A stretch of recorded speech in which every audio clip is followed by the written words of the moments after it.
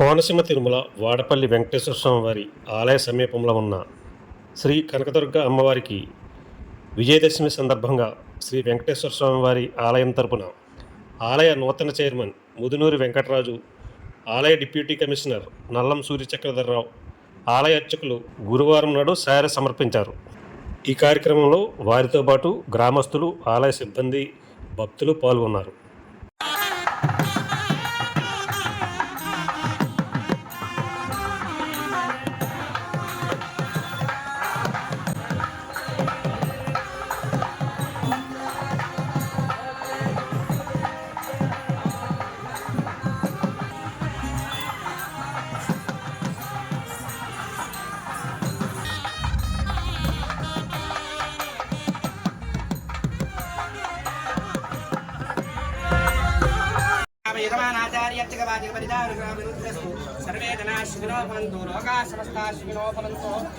Channel subscribe చేయండి. TV నయన్యం